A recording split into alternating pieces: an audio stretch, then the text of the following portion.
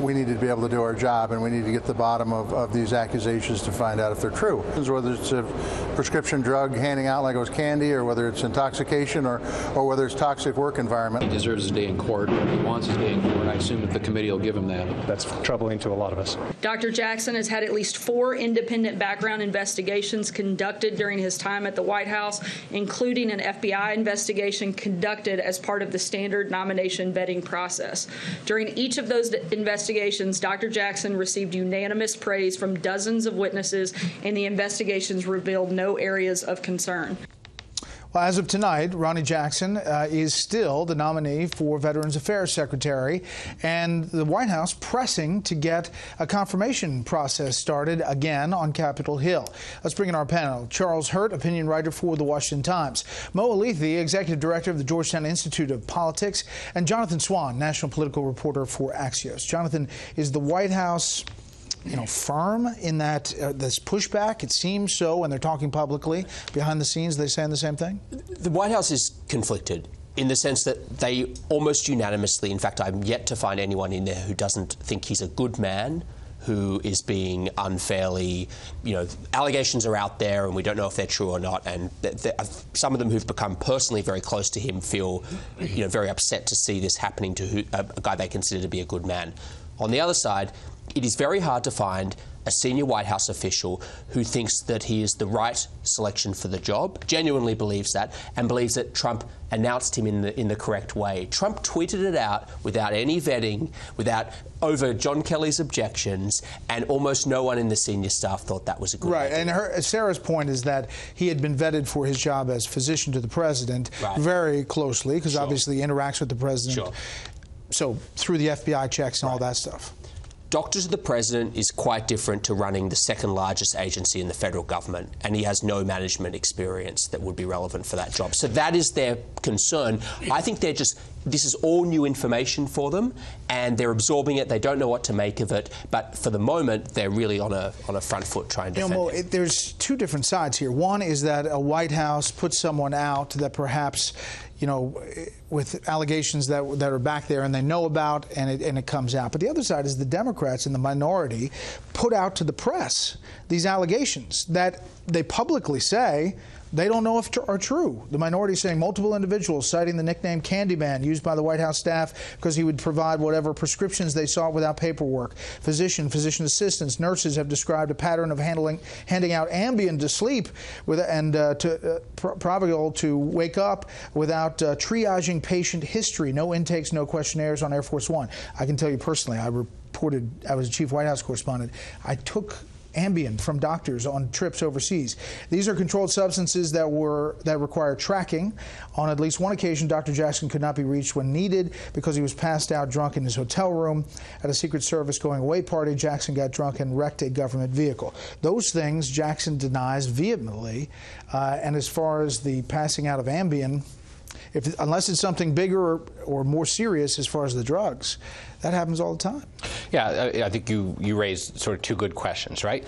I think Democrats could have brought this up in a different way, right? Brought it to the White House, said this is what we're seeing, and we're going to ask you about this in this, in a hearing. They could have done that. But the second issue wouldn't have happened had the first one not happened first, right? The fact that the president did not vet, that the White House did not vet him, where they would have caught that there were 20 allegations, true or not. They would have caught it and they would have prepped for it and they would have addressed it on the front end.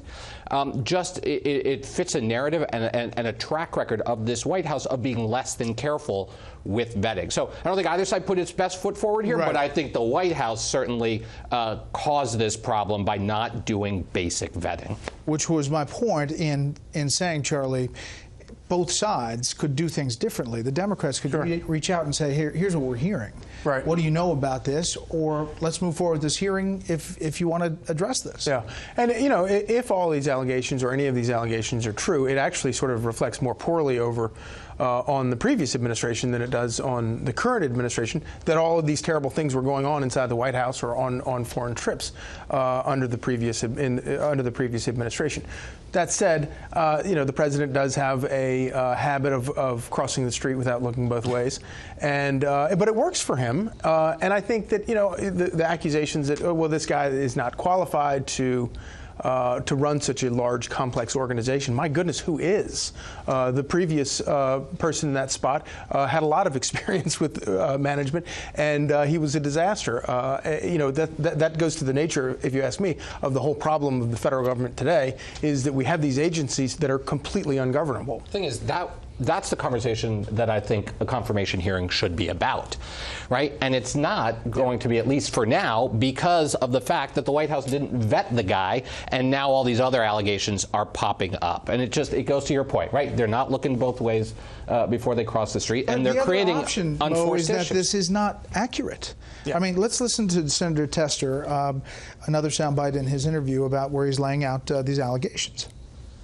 He hands out prescriptions like candy. In fact, in the White House, they call him the candy man. There were comments about him being in the hotel room and couldn't respond because he had been drinking so much. The stuff we've got mostly happened during the 8 years that President Obama. Is any of it? The truth of the matter is I don't think President Obama was aware of this stuff, or he wouldn't have tolerated it if it's true. So which one is it? The Obama White House calls him the candy man.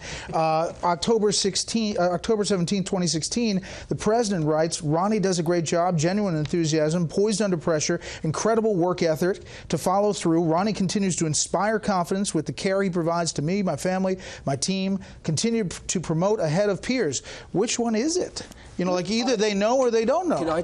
I don't usually try to get angry on TV, but I actually do feel a sense of deep concern and anger at some of this, because I broke that stupid story on Sunday. I said they've got deep concerns about him in the White House on the Hill, his confirmation's in peril, and I said there have been allegations taken to Tester. The reason I wrote it that way is not because I didn't know what the allegations were. I was given them on Friday. I knew what these allegations were, but I don't know if they're true. I have no earthly idea if they're true or not. Right. So I'm not just going to go, well, it's alleged, and I'm hearing that this guy, did all of these terrible things and is, X, Y, and Z, because I have no idea if it's true or not. And, clearly neither does John Tester. I mean, surely this is a problem. I mean, the White House says they called him the candy man, but then maybe President Obama didn't know about it because he wrote these glowing at the end of his administration. So there's a disconnect here, and obviously there's a lot. And clearly, he had, this is a guy who's been in the Navy for a long time, has a sterling reputation, has a lot at stake, and we saw that somewhat humorous response from President Trump when he was asked about whether he stood behind Ronny Jackson. He said, I don't know that I'd go forward with it if I were him. Right. And it was, and of course, in Washington speak, everyone was like, oh, he's not backing Ronny Jackson. And that's exactly what I said after that press conference. Exactly. But his hours are numbered. But if you think about Donald Trump and the way he reacts and the way he doesn't speak Washington speak, he was just trying to say, here you got this good guy and he's getting dragged through the mud and he looks great in a uniform and I wouldn't know why. And then he had that moment. He also said it's going to be up to Ronny Jackson to decide whether or not this confirmation goes forward. And I agree with you. The first your point might be kind of lighthearted and fun.